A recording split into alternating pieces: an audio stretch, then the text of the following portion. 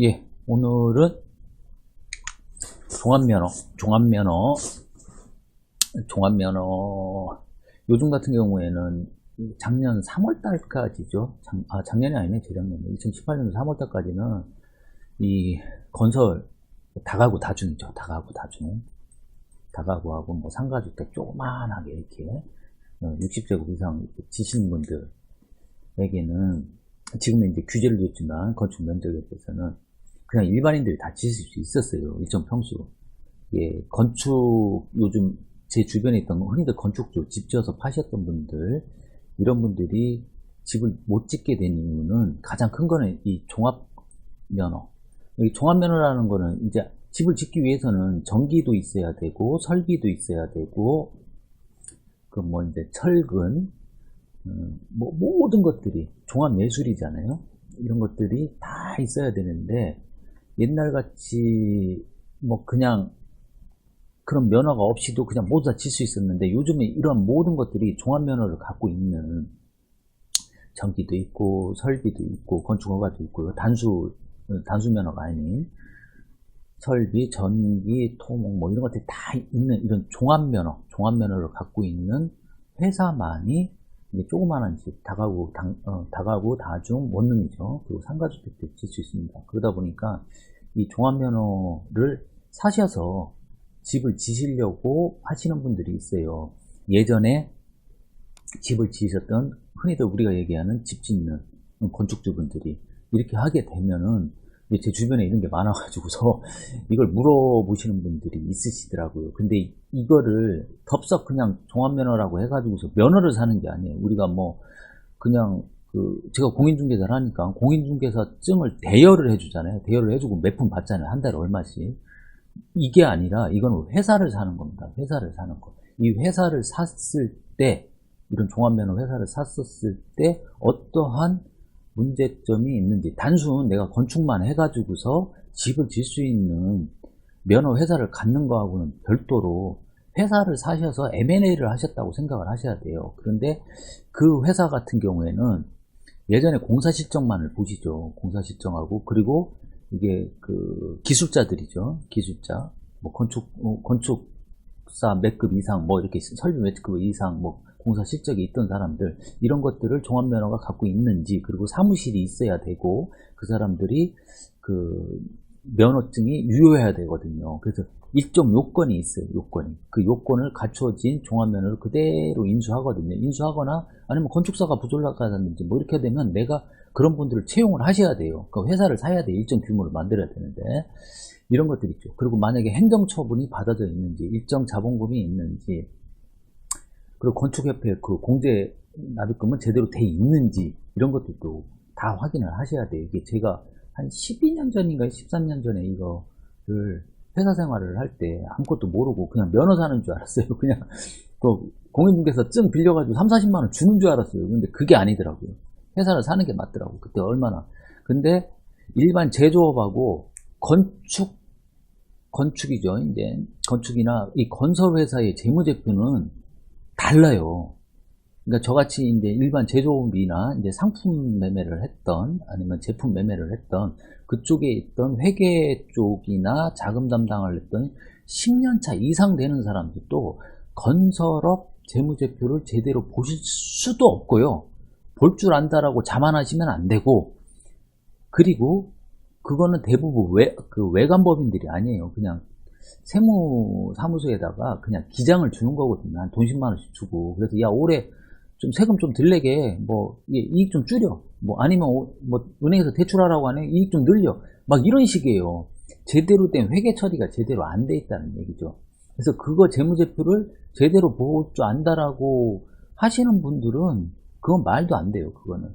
그래서 리스크가 상당히 크다. 그 리스크 중에서도 제가 저번 때 한번 법인을 설립하는데 뭐가 좋은지, 장단점에 대해서 강의를 해놓은 게 있어요. 그걸 한번 참조를 하시고요.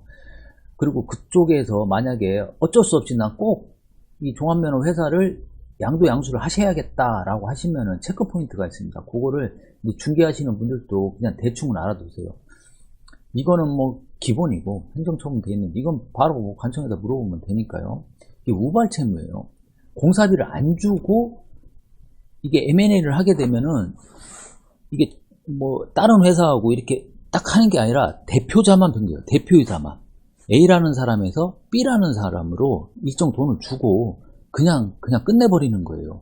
그러니까 그 법인하고 개인하고 상법상 딱 두 가지밖에 없잖아요. 그 법인이 갖고 있는 모든 장점도 내가 인수하지만 단점도 내가 인수하는 거예요. 허물도. 그래서 그 법인이 안 주었던 미지급금, 미지급 비용, 이거는 뭐 제일 중요한 게 월급이죠. 그 퇴직금, 작급, 공사 현장에서 거의 작급이죠. 일비 처리하는 것들.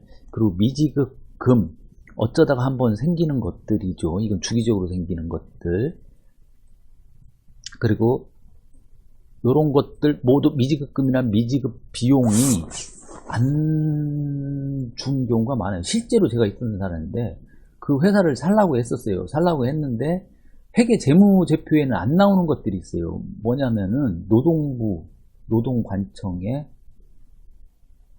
흔히들 고발이 들어간 경우가 있어요. 퇴직금하고 급여가 미지급했다. 이거는 재무제표를 본다고 해가지고서 나오는 게 아니에요. 사실은 파시는 분이 양심적으로 나의 이런 일에 행정관서에 내가 지금 고발이 돼 있다라고 얘기를 해주지 않는 이상 대표이사가 싹 바뀌잖아요.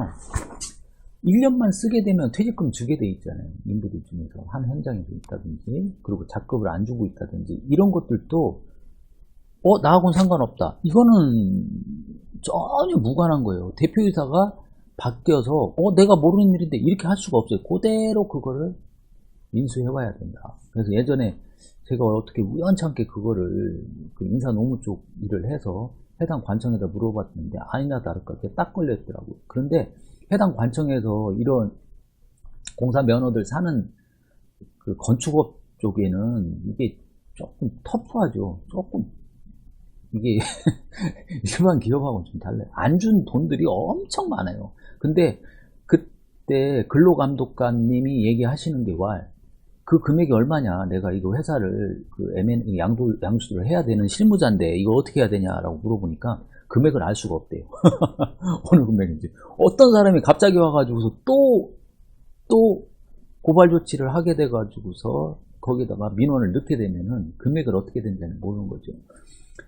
이 면허 사는 데는 5천만 원에서 6천만 원이면 그냥 사는데 내가 퇴직금이 1억이 될지 2억이 될지 모르는 거잖아요. 모르는 금액이 어떤 게 갑자기 이런 우발채무들이 생기는 경우가 가장 리스크가 큰 경우죠. 그래서 통상적으로 연대보증서나 각서를 써라. 이런 우발채무에 대해서 발생하게 되면은 당신이 지금에 있는 현 대표자 혹은 그 특수관계인들 연관된 사람들고 혹은 전혀 상관없는데 연대보증이나 아니면 각서를 써달라고 해가지고 공증을 받습니다. 이거는 꼭 하셔야 됩니다. 이거를 안 해준다고 하면 대다수 분들이 있어요. 건축업 하시는 분들이 좀 터프하시잖아요.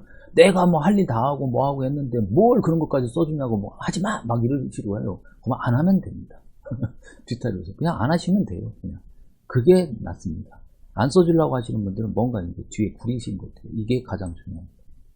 그리고 이제 내가 줄 거를 아니면은 저 사람들이 받아야 할 것들이 있다는 거죠. 미지급금들이나 미지급 비용, 퇴직금, 근로감독관이나 하는 거하고. 근데 다행히 뭐 국세나 지방세나 이런 것들은 미납되어 있는 걸 다 뗄 수가 있으니까 그날 가져와요. 인수하는 시점에서 다 가져오시라고 하고. 그리고 그 법인 계산서 있잖아요. 세무조정 계산서도 저희들이 또 받아요. 받기는. 그렇게 해가지고서 확인을 받는데 거기서 확인할 수 있는 것 중에서 가장 중요한 게 이 미수금입니다. 미수금. 미수금은 세금 미수금을 말하는 거예요. 세금.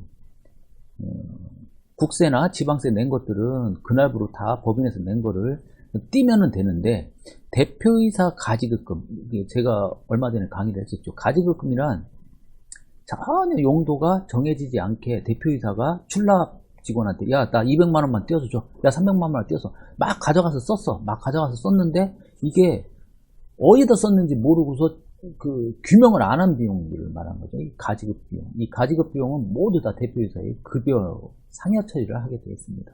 상여 처리를 해서 이자 부분도 맞고요. 그런데 그거를 대표이사는데 내시는 분들이 없어요. 그럼 뭐라고 되어 있나? 세무조정서에 보면 미수금이라고 되어 있는 것들이 금액이 어마어마하게 되어 있을 겁니다. 이게.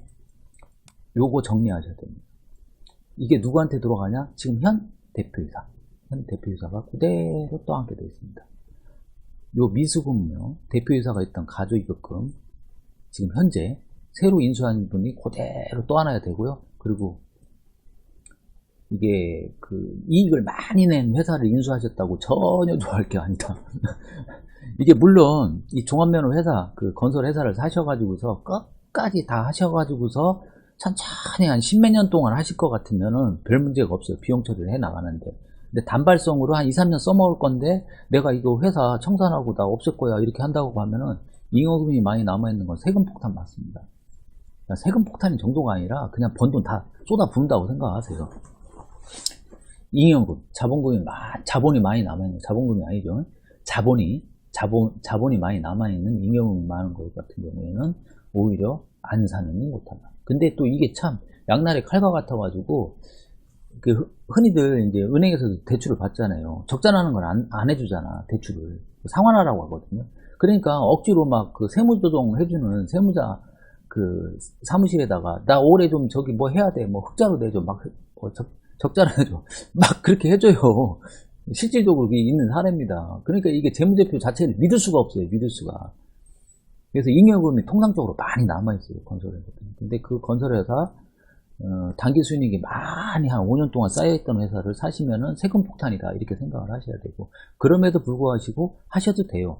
이게 통상적으로 이 면허를 사는 날 전에 있던 회사 회사 사주들이 어떻게 하냐면은 뭐 차량에 재무제표에 차량이 있건 뭐 건설 현장에 무슨 컨테이너 박스가 있다, 뭐가 있다, 건설 자재가 있다, 뭐 말뚝이 박혀 있다, 뭐 이런 것들이 다 있는 것들을 다 빼가요. 통장에 있는 돈도 10원도 안 내면 다 빼간단 말이에요. 그러니까 재무제표하고 전혀 맞지 않는 거예요. 그런데 그거를 맞춰 나가셔야 돼요. 새로운 사신, 양도, 양수를 하신 분이. 이게 참 곤란한 거죠. 껍데기만 사는 거예요. 진짜 껍데기만 사는 거면 상관이 없는데 많이 남아있는 걸로 돼 있다는 거예요. 이게 배당소득세하고 전때 얘기했잖아요. 반 낸다고 하는 세금 폭탄이라고. 그리고 이 미수금, 대표이사가 처리 못한 것들도 내가 해야 되고, 거기에다가 미지급 비웃는 거, 근로감독관, 노동청에다가 고소고발된 거, 신고 들어가 있는 것들은 내가 다 해줘야 돼요. 내가 안 한 건데. 그게 매덕이 될 수도 있는 거죠. 그래서 이 부분은 반드시 현대보증이나 각서를 공증을 받아 놓은 다음에 하셔야 되거나 아니면 어디에다 담보를 제공을 받으셔야 됩니다. 이걸 안 해주시는 분들은 사실 안 하시는 게 나아요. 이렇게 해달라고 하면 사실 잘 안 해주는 분들도 많아요. 그러니까 그렇게까지 자신 없는 회사를 사셨다가는 오히려 내가 큰 혹 때려다가 혹 붙인다. 그래서 이런 부분을 유의하시고, 이렇게 제가 핵심 포인트만 말씀해 드렸는데요. 그리고 어떠한 회계사 30년 차를 데려가도요, 건설회사 재무제표를, 그리고 이제 상장기업이 아닌 일반 조그만한 종합면허만 그냥 갖고서 이렇게 했던 분들은 회계사 30년을 하신 분들도 그 재무제표 제대로 읽어내지 못합니다. 그 업종에 대해서. 그래서 너무 공신력이 있는 뭐 변호사가 그렇다고 괜찮다고 하더라, 뭐 법무사가 괜찮다고 하더라, 회계사가 괜찮다고 하더라. 우리 공인중개사 할 때 보면 제가 조금 비아냥거릴게요. 이게 변호사가, 내 친구 변호사가 그런다, 회계사가 그런다, 세무사가. 그렇지가 않아요. 저도 공인중개사지만 제가 잘하는 분야가 있어요. 제가 잘하는 분야가 있고 내가 잘 못하는 분야가 있어요. 변호사도 마찬가지라 이혼 전문인 사람도 있고 개인회생 파산인 사람도 있고 민사나 형상에 이렇게 특화되어 있거든요. 다 똑같은 변호사도 아니고 다 똑같은 법무사도 아니고 공인중개사도 아니고 회계사도 마찬가지예요. 회계사도 건설업 쪽에 잘 하시는 분들이 있어요. 아니면 제조업만 하시는 분들이 있어요. 뭐 IT 업종만. 이건 다 달라요. 그래서 너무 공신력 있는 것 같다가 사람 기죽이려고 내가 변호사가 있다 이렇게 얘기하면 내가 아예 그쪽 가서 얘기하시라고 해요. 근데 그런 식으로 역 컨설팅을 받으시지 마시고 그 분야에 대해서 전문적으로 한 분야에 대해서 계신 분들한테 문의하시는 게 가장 좋습니다. 여하튼 종합면허나 이런 것들도 회사를 인수합병하시는 거기 때문에 이러한 부분은 우발채무하고 가지급금하고 잉여금 요거는 각오하시고 사셔야 된다. 그냥 1억입니다. 1억에서 2억 정도 돈 더 든다. 내가 5천 주고 사더라도. 그렇게 해서 한 1억 5천에서 한 2억 정도가 내가 돈이 더 든다고 하더라도, 우리 면허 벌리는데 요즘 5천, 6천 들잖아요. 솔직히 5천, 6천 들어요. 5천, 6천 드는데 한두 건 질라고 하지 마시고 10년을 산다고 하면은 내가 2억이라는 비용, 우발채무하고 이런 거 다 합산해서요. 잉여금 처리하는 거하고 다 합산해서 한 뭐 20개 이상 계속 10년 동안 내가 하겠다라고 하면 사셔도 상관없어요. 근데 단발성으로 두세 개 짓고 끝나실 분들은 이런 거 사시면 안 된다는 내가 결론을 말씀을 드리려고 오늘 말이 좀 장황했습니다. 예, 오늘은 여기까지입니다.